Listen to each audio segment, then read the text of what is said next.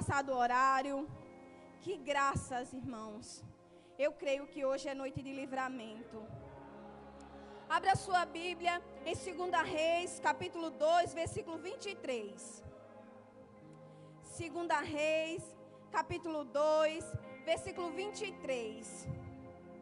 Nesta noite eu também quero falar a respeito da ação do Espírito Santo.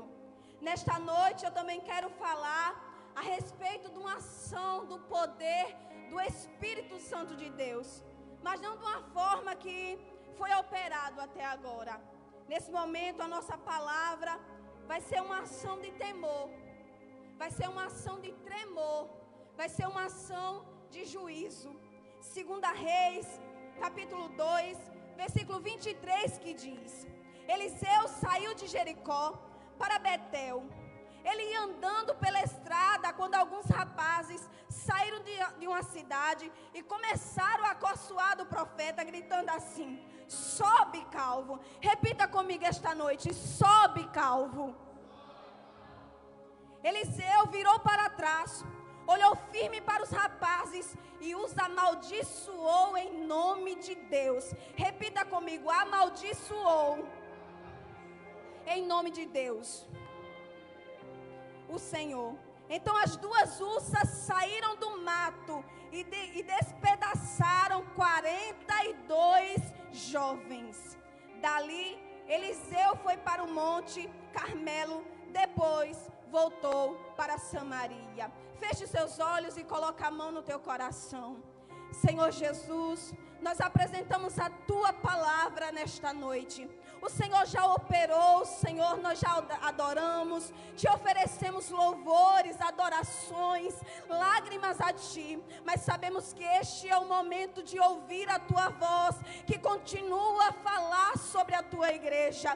Nós cremos, Pai, que hoje é noite de livramento, nós cremos que hoje é noite de alerta, nós cremos que hoje é noite de decisão. Então, Pai, tira toda a seta do nosso coração, tira toda investida do inimigo para atrapalhar que a gente escute a tua palavra no nome de Jesus. E você diz: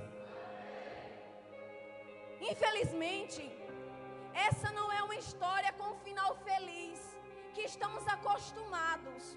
A Bíblia é repleta de histórias boas, com os finais maravilhosos, com final de milagre extraordinário. Mas infelizmente, a passagem que acabamos de ler não é uma passagem de se ler com um sorriso no rosto. Não é uma história de se contar com alegria. Até porque o final dela é terrível. Essa história, ao ler ela, a gente começa a ver o nível de rigor de Deus sobre ela.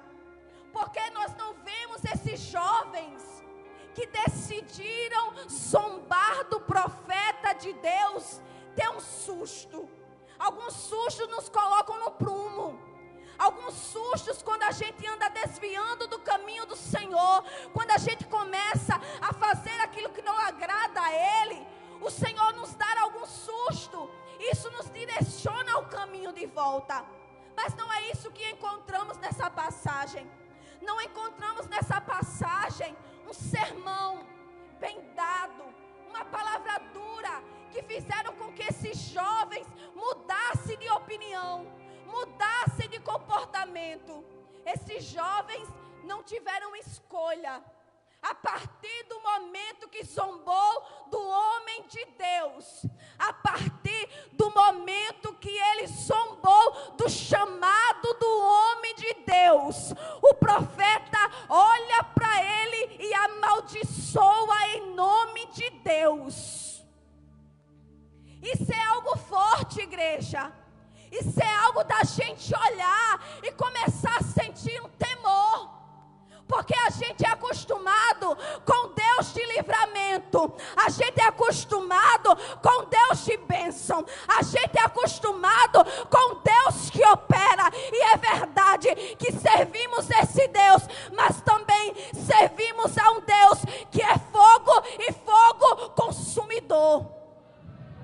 Servimos a um Deus que é o justo juiz. E há que, infelizmente, esses jovens provam do temor, provam da mão pesada de Deus. E isso é algo da gente começar a refletir sobre isso. Por quê? Porque essa palavra fala sobre desonra. E honra tem sumido no nosso meio. As pessoas têm perdido o temor a Deus tem desaparecido da igreja. É verdade que os cristãos, é verdade que o evangélico, o protestante tem crescido no Brasil, mas infelizmente tem crescido de uma forma ruim. Por quê? Porque hoje em dia é normal crente ir para a festa de São João. A gente começa a ver na TV pastores, no Instagram, pastores glorificando e dizendo: graças a Deus, agora é permitido. O nosso povo, o povo cristão, está aceito nas festas de São João. Desde quando isso é algo bom? É blocos de igreja indo para carnaval, participando de tudo que é do mundo. Ei, eles esquecem que o Deus amor também é o Deus ira. É um Deus zeloso. É um Deus que tem ciúme. E é um Deus que zela pelo seu povo, pela sua igreja e pela sua palavra. Mas isso tem sumido no nosso meio. O temor, o zelo, a reverência pela igreja, pela palavra, por Deus, pelos homens de Deus. E essa história nos ensina como lidar, nos ensina como enxergar e nos ensina a importância de honrar aqueles que levam o nome de Deus. Porque foi por não honrar, porque foi por desobedecer, porque foi por zombar que esses jovens tiveram um fim tão trágico. Afinal, essa história é sobre desonra. É um tema ótimo para os dias de hoje, porque honra é algo que está sendo abandonado, esquecido, deixado de lado, menosprezado, diminuído. Mas ainda é interesse dos céus. Alguém pode dizer que essa pauta foi deixada de lado, é algo do passado, mas Deus me traz aqui esta noite para dizer, para mim ainda é importante. Alguém pode dizer que esta pauta é coisa do passado, é desnecessário, mas Deus diz para você esta noite, é interesse do céu que você tenha reverência, que você tenha temor por aquilo que Ele deixou escrito. Ai daquele que acrescentar ou tirar uma vírgula do que está aqui. Mas o povo tem esquecido disso. E o Senhor, quando Ele vem falar de honra, Ele vem estar se referindo à sua casa, aos estilos de música que você tem louvado, a mensagem que você tem passado, a liderança e aos pastores. Tudo que envolve Deus e tudo que envolve o nome de Deus precisa ser reverenciado, honrado e temido.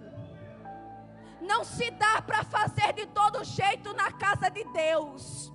Não se dá para servir de todo jeito para Deus. Não dá para ser de todo jeito. E tem se acabado o temor. É pessoas em pecado, com o microfone na mão, sem nenhum temor. É pessoas em desobediência, subindo no altar sem nenhum temor. É pastores todo errado, abrindo igreja sem nenhum temor. E não é isso que o Espírito Santo quer. Não é essa a função da igreja. Deus nos chamou para sermos conservadores dos princípios que Ele deixou escrito. Não podemos deixar o mundo nos corromper. Não podemos deixar com que o mundo nos influencie. nós temos que ser o povo diferenciado e o povo que influencia lá fora. E o ministério de Eliseu, ele tem uma relação com a palavra herança. Repita comigo esta noite: herança. O que aconteceu com Eliseu, quando seu mestre Elias foi levado ao céu, ainda vivo, ele deixa para Eliseu uma herança. Que herança é essa, Érica? A herança que ele diz, olha, ele podia escolher qualquer coisa, e ele escolhe do profeta a unção dobrada do seu espírito. Uma herança que foi adquirida não de qualquer forma, pois Eliseu não chegou de qualquer maneira. Eliseu não chegou de qualquer jeito. Eliseu não foi pulado de paraquedas e caiu ali. É uma herança que veio através de uma vida piedosa, que veio através de uma vida temente, que veio através de uma vida consagrada. E num momento lindo, num momento maravilhoso, em que o redemoinho vem, a carruagem de fogo aparece e Elias é levado aos céus. E fica sobre Eliseu a herança, a unção dobrada do seu espírito. Só que existem dois tipos de herança. Acabei de contar para você uma herança boa, uma herança poderosa, uma herança de graça, uma herança de poder, uma herança de virtude, uma herança de maravilhas. Mas nessa história que acabamos de ler também tem uma herança. Elias era a maior autoridade profética. Ele deixa para Eliseu uma herança espiritual. Eliseu agora é a maior autoridade profética do reino do norte. Ele ficou no lugar de Elias. Agora está sobre ele a administração. Então Eliseu começa a se relacionar com esses jovens. E aqui existe também um tipo de herança.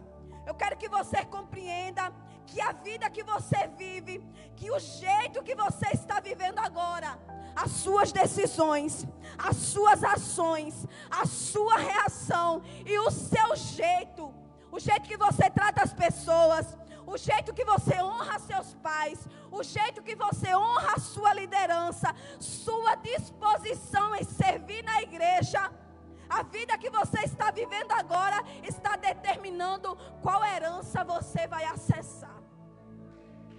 Você escolhe qual herança acessar. Alguns acessarão a herança de Elias, uma herança de graça, uma herança de favor, uma herança de dons, uma herança de poder, mas outros acessarão a herança de ruína, acessarão a herança de destruição e acessarão a herança de maldade. Que herança você escolhe? A de graça? A de poder? A de unção? Ou a herança de maldade? Ou a herança de destruição? E Deus nos reúne aqui esta noite para dizer: qual herança você prefere acessar? Que herança você escolhe? As suas atitudes, as suas decisões, o seu comportamento dirão qual herança será a sua. E a Bíblia diz que Eliseu, ele estava saindo de Jericó. Eliseu, ele estava de Jericó e ele tinha acabado de transformar um milagre. Transformou as águas amargas de Jericó em águas boas, em águas doces. Ele tinha acabado de operar esse feito em Jericó. Ele vai sair de Jericó para Betel. Betel, que tem por nome casa de Deus, por significado casa de Deus. Repita comigo esta noite. Aliás, responda essa pergunta para mim esta noite. De onde Eliseu está saindo? Jericó. Repita comigo, Jericó. De onde Eliseu está saindo? E para onde Eliseu está indo? Betel. Eliseu está saindo de Jericó e está indo para Betel. E os jovens vão aparecer. Vão aparecer em Betel? Não. Vão aparecer em Jericó. Eliseu está acabando de sair de Jericó, indo para Betel, e o texto diz trás. Se ele olha para trás, os jovens possivelmente estão em Jericó. Esses jovens são da cidade em que o profeta acabou de fazer algo bom. Esses jovens são da cidade em que o profeta acabou de transformar águas amargas em águas doces. Eles são de Jericó. Jericó, a cidade dos muros caídos. Jericó, a primeira cidade de Canaã. Jericó, a cidade que o povo de Deus rodeou por 7 dias. No 7º dia gritou e as muralhas foram ao chão. É essa Jericó que eu estou me referindo. Compreenda o cenário. Jericó é a cidade de muros caídos. E para que Deus derrubou os muros de Jericó? Deus derrubou os muros de Jericó para que o povo de Israel entrasse. Agora nós estamos vendo jovens saindo de Jericó com facilidade. Existiram muros terríveis naquela cidade, mas agora os jovens saem com facilidade.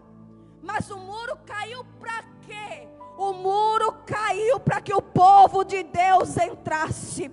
O muro caiu para que o reino de Deus chegasse. O muro caiu para que a cultura do céu fosse estabelecida.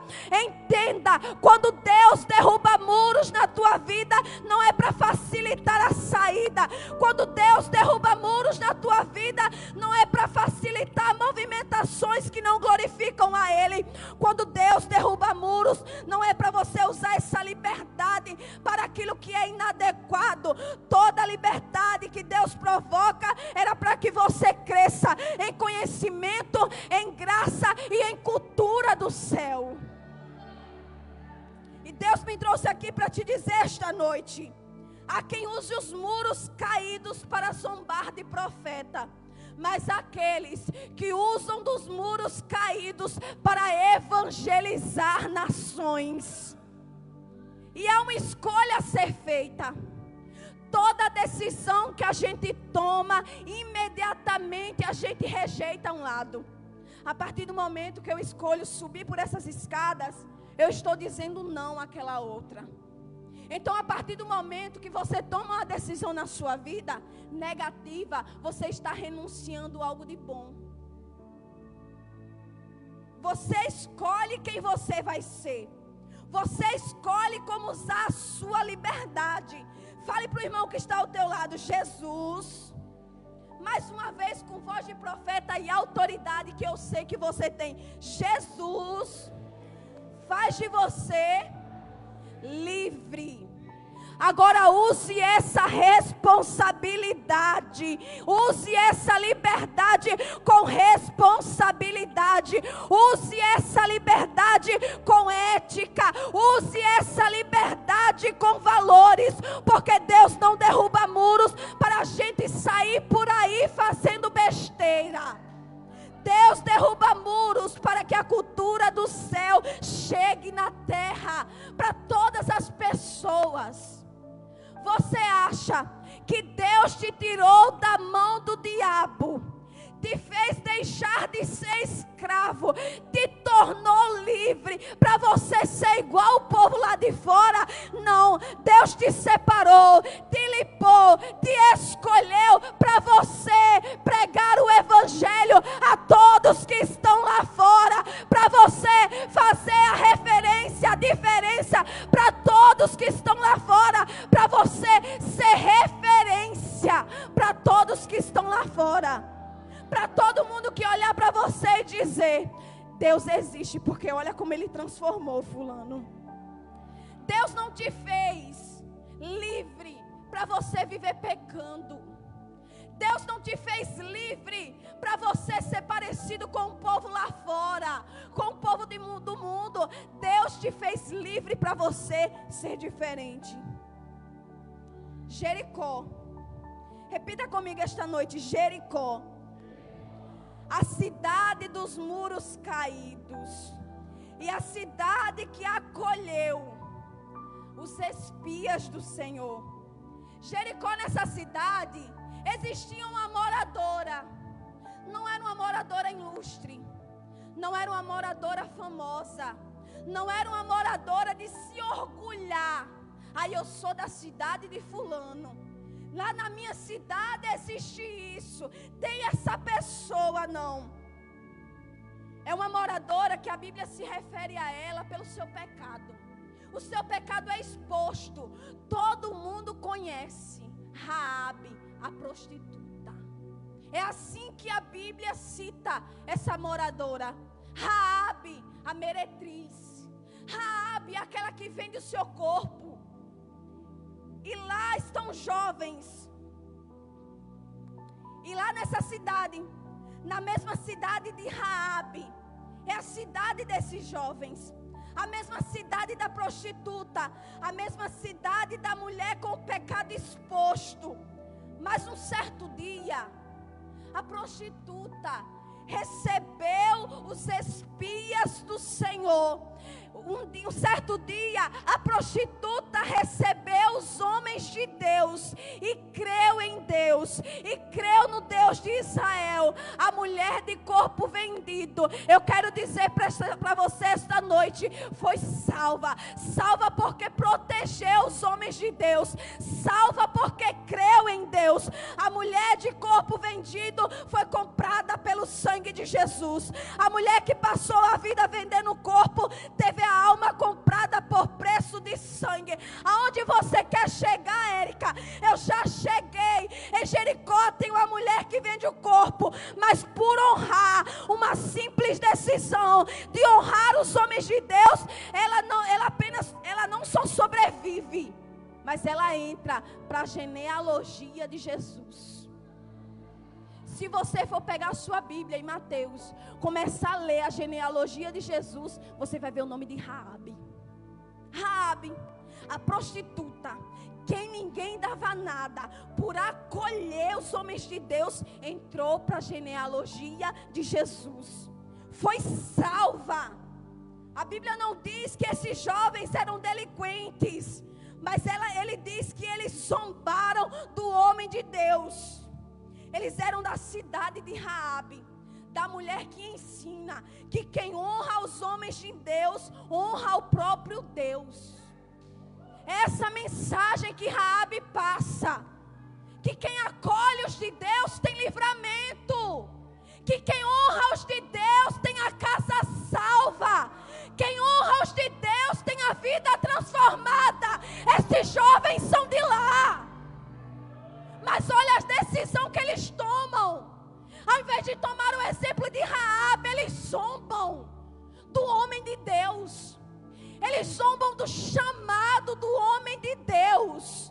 E Deus fala para você esta noite: não importa o que você fez da vida, não importa se você já vendeu, já comprou, já roubou, já cheirou, o que importa é que Cristo chegou na tua vida. Você atendeu o pedido dele, o chamado dele, e ele te salvou.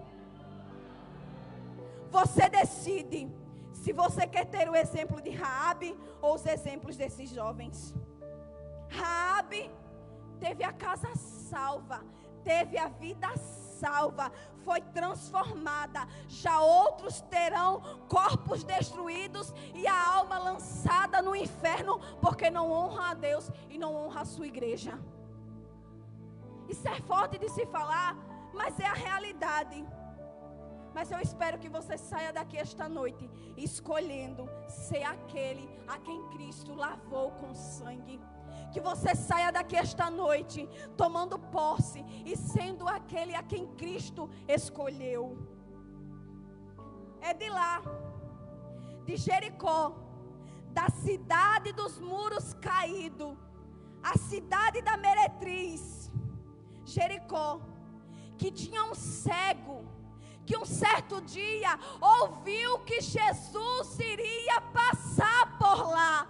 E quando Jesus estava passando, esse cego começou a clamar: Jesus, filho de Davi, tem misericórdia de mim. E algumas pessoas mandavam ele calar a boca, dizer: filho de Davi, cego. Aí você está apelando, está falando de realeza.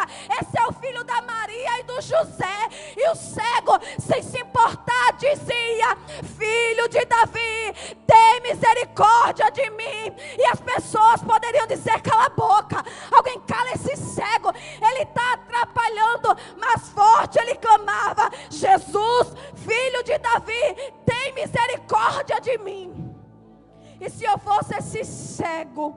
Eu olhava para aquele povo e dizia: nessa estrada, não sei se exatamente nesse mesmo lugar, há séculos atrás, alguns jovens não identificaram o homem de Deus que Eliseu era, e por não identificar, foram despedaçados por duas ursas. Eu posso estar cego, mas eu enxergo que este é o filho de Davi. Ei, não deixa ninguém interromper a tua adoração. Não deixa ninguém interromper o teu clamor. Não deixa ninguém calar a tua boca. Você sabe que Ele é o Salvador da tua vida. Você sabe e identifica quem Ele é no ambiente de culto. Então clama, então grita, então chora, então aplaude, então glorifica. Porque você identifica que Ele é o filho de Davi. Porque você escolhe não ser igual aqueles jovens que não identificaram. E por não identificar, teve um final trágico. É de lá, de Jericó, da cidade que eu falei a vocês, que a água amarga foi transformada em águas doces. Que milagre poderoso. Esses jovens passaram a vida inteira provando de águas amargas. Eliseu acabou de fazer algo muito bom. E esse é o perigo. Porque algumas vezes a gente vai enfrentar águas amargas na nossa vida. Infelizmente, algumas vezes a gente vai ter que beber águas amargas. Águas que não é tão doce, água que a gente não queria, água que não faz bem para a gente, que não dá prazer. Mas às vezes a vida vai chegar com essa água. Mas é uma escolha nossa, fazer com que essa água desça para o nosso coração ou não. Infelizmente, a gente tem vivido tempos em que as pessoas têm deixado amargar o seu coração. Tem provado tanta água amarga durante a sua vida, que acabou com o coração amargo. Isso respinga em todos que estão à sua volta. Isso respinga na sua personalidade. Isso respinga na sua fala. E a gente deve ter esse cuidado.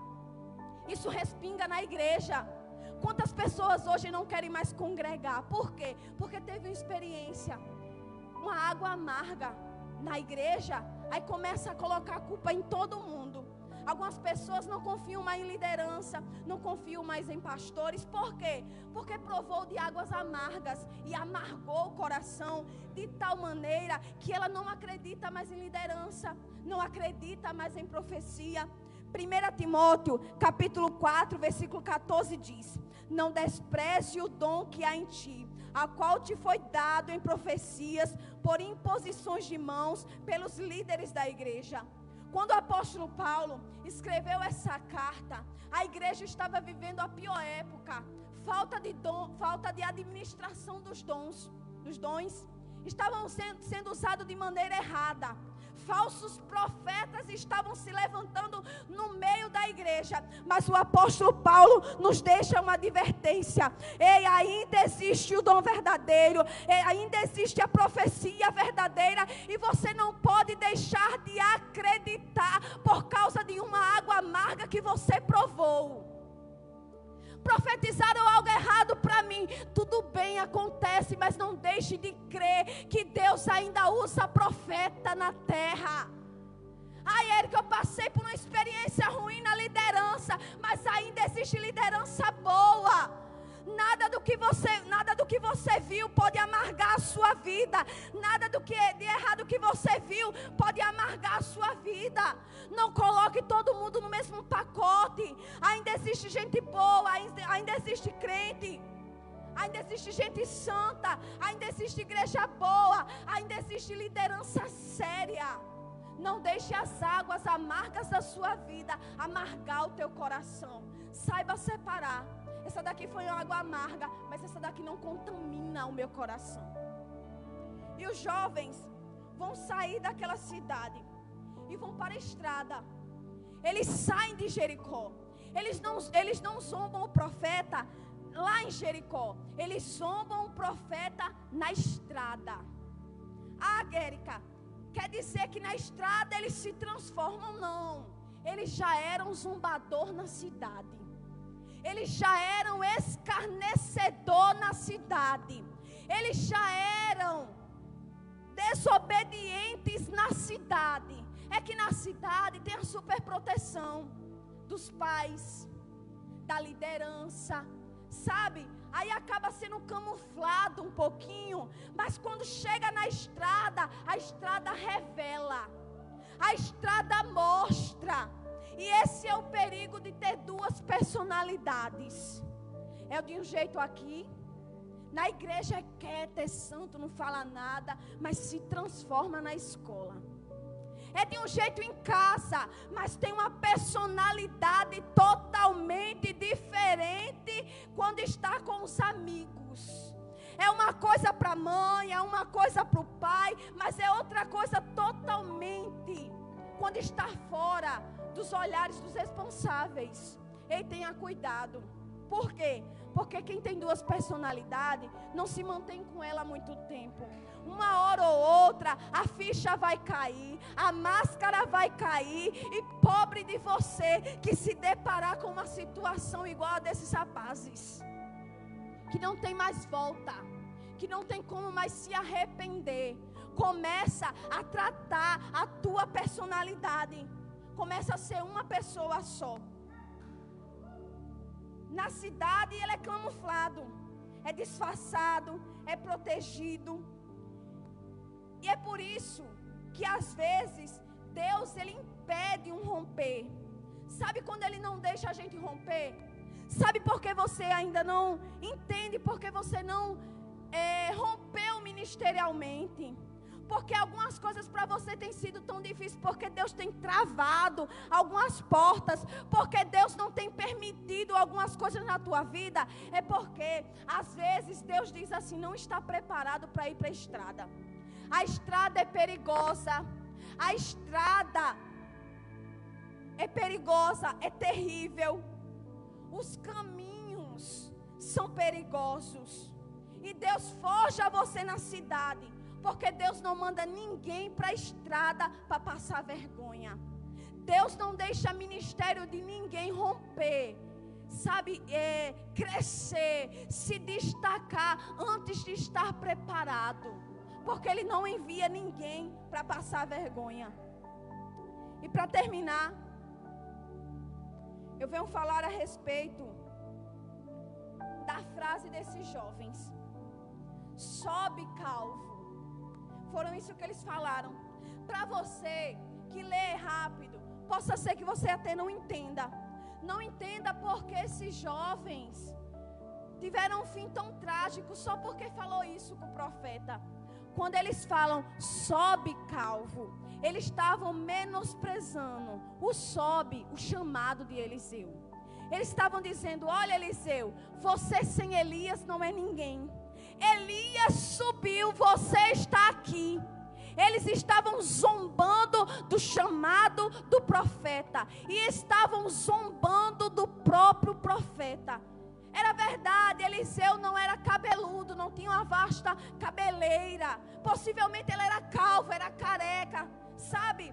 Mas eles zombam de uma forma tão grande do profeta que o final dele é trágico. Porque a gente tem que entender que homem de Deus e mulher de Deus não se trata de qualquer jeito.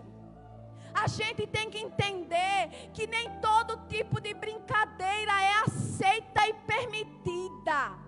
Foi nessa de brincar, foi nessa de zombar que esses jovens tiveram um fim tão trágico. A gente tem um careca subindo, mas a gente também encontra alguém com os padrões estéticos aceitos pela sociedade descendo. Juízes capítulo 16 diz: e desceu Sansão a Gaza, cheio do cabelo, para se encontrar com a prostituta.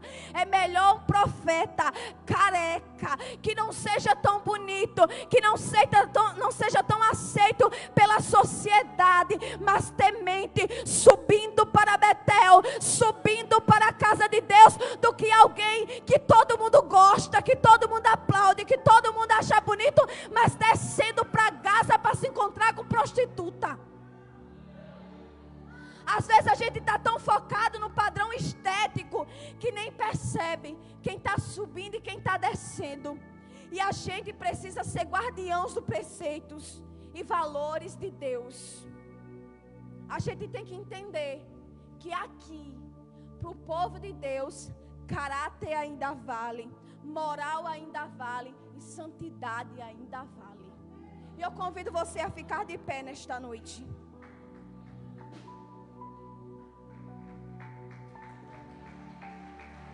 Aplauda o nome do Senhor. Esses jovens, a banda já pode subir. Esses jovens eram para ter passado a vida inteira sem ter acontecido isso com eles. Eles não precisavam que duas ursas saíssem do seu habitat natural e fossem atacar eles. Mas isso aconteceu por quê? Porque eles tomaram uma decisão errada. A escolha deles foram errada. E isso lhe causou a vida, a morte. Entenda uma coisa. Saia desta noite entendendo uma coisa. Às vezes, Deus nem queria que você estivesse nessa prova. Às vezes, Deus queria te poupar de muita coisa. Mas sabe por que Ele não poupou? Sabe por que você teve que lidar com a dificuldade, com o problema? Porque você atravessou o caminho de Deus. E quando a gente atravessa o caminho de Deus, quando a gente toma uma atitude errada, a gente vai experimentar situações que eram para a gente nunca ter experimentado. Vamos provar de coisas que nunca eram para a gente ter provado. Mas provou como? Porque atravessou o caminho de Deus. Hebreus capítulo 10, versículo 31 diz: terrível coisa é cair na mão do Deus vivo. Terrível é quando alguém atravessa o caminho de Deus. Terrível é quando alguém experimenta da ira de Deus. Por quê? Por desobediência, por atitude errada. Saia desta noite decidido a fazer o que é certo. Saia desta noite decidido a tomar aquilo que é certo, a decisão certa, a herança certa. O que você quer acessar essa noite? Eu agradeço a minha oportunidade em nome de Jesus.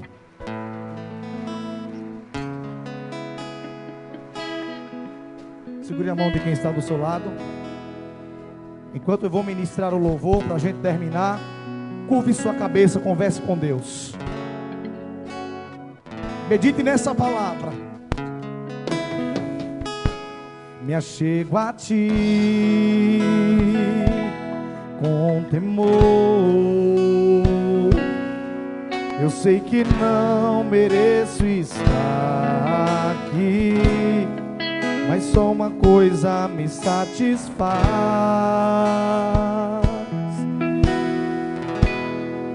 Só uma coisa me satisfaz.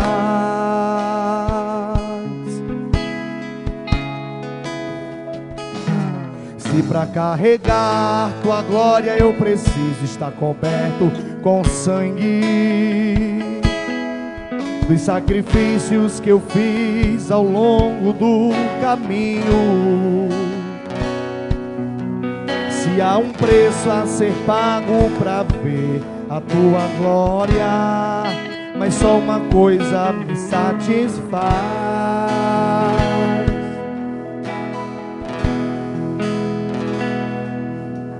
Nesse lugar onde os anjos escondem o rosto de ti, Nesse lugar eu preciso, eu quero estar, mas só uma coisa me satisfaz.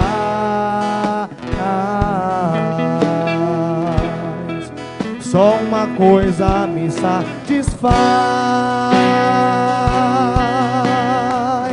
É a tua glória, Senhor, a tua glória,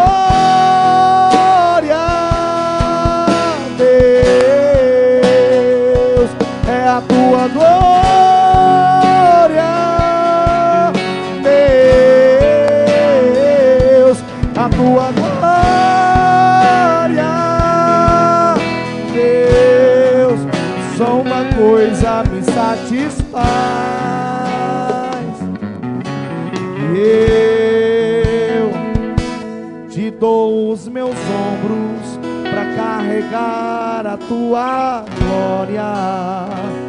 Por onde eu passar, manifestar a tua glória, Deus. Eu te dou os meus ombros para carregar a tua glória. Por onde eu passar. Segura aí. Tem alguém essa noite que ainda está afastada dos caminhos do Senhor, que ainda não entregou a vida para Jesus, não aceitou Jesus ainda, mas hoje quer dar esse passo de fé? Tem alguém no nosso meio que quer entregar a vida para Jesus hoje? Tem alguém em nosso meio que quer renovar a aliança? Se tiver, levante a mão, que nós queremos orar por você. Tem alguém que quer entregar a vida para Jesus? Tem alguém? Tem alguém que quer renovar a sua aliança? Tem alguém essa noite? Tem alguém? Sobe calmo. Tá vendo que a gente não pode tirar brincadeira, todo tipo de brincadeira, com o homem de Deus? E eu te dou os meus ombros para carregar a tua glória. Por onde eu passar. Pai, queremos agora apresentar o final do culto. Que esta palavra possa permanecer no nosso coração. Guarda o caminho do teu povo, guarda a estrada, que o teu povo seja protegido e guardado de todo mal, que possa chegar em casa em segurança. Dá uma noite de sono reparadora, duradoura, uma noite de sono, Senhor, para restaurar a saúde, a imunidade, Senhor, em nome de Jesus. É assim que nós oramos e agradecemos no nome de Jesus. E você diz: posso terminar, né? Tem das bênçãos pelo menos. Chegou cedo hoje ele, né?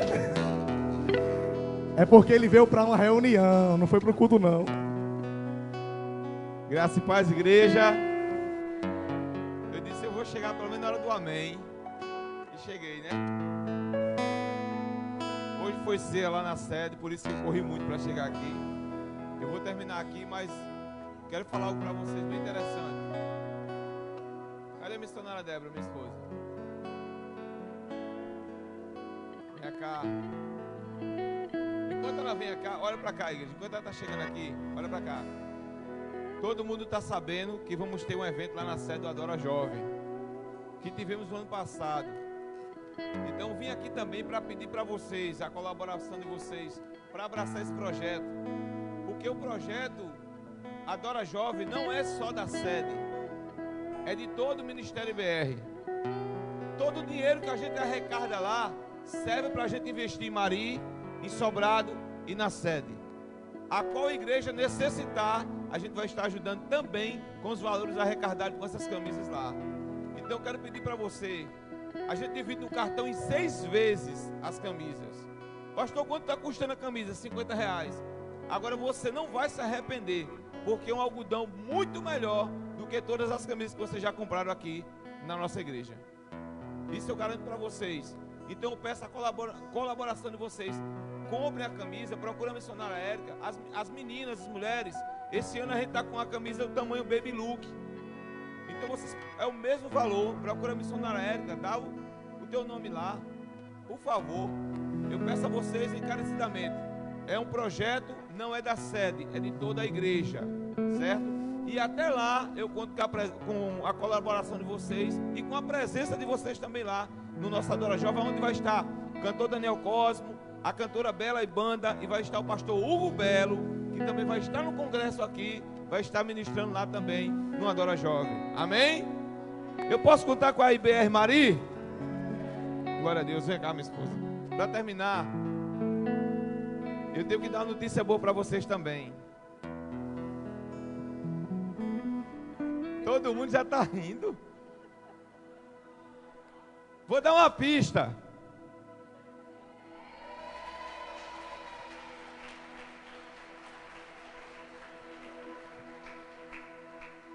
A minha esposa disse, não corra muito no carro não, que a gente vai só para reunião. Você não vai para o culto. Eu digo, eu preciso chegar antes do culto acabar.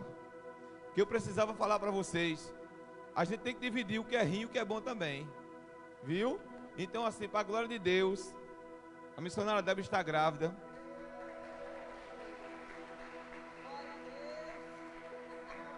Peço a toda a igreja de Mari que ore por esta criança, que está no ventre dela, pela saúde dela, para que venha com muita saúde e graça, e Deus venha fazer coisa grande através desta criança. E que coincidência, né? Pastor presidente e pastor vice-presidente, tudo de resguardo daqui uns dias. Vou profetizar agora para Vinícius, Jardiel, Gabriel e Jéssica, viu? O profeta não só profetiza para ele não, aliás, para as pessoas não, para ele também, viu? Então, para a glória de Deus, eu queria dividir isso com vocês, que eu e a missionária Débora estamos grávidos, como diz, né? E daqui uns dias estará eu e o pastor Rivaldo, tudo choco, como diz o ditado, né? De molho.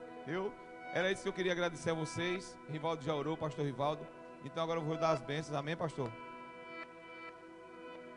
Gostaram da notícia?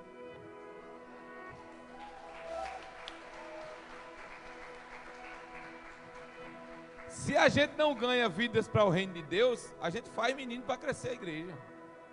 Amém? Faça uma coxa com as mãos. Que a graça e a paz, as magníficas Deus, consolação do Divino Espírito Santo, repouse sobre toda a igreja hoje e até que Jesus volte. E toda a igreja diz: amém.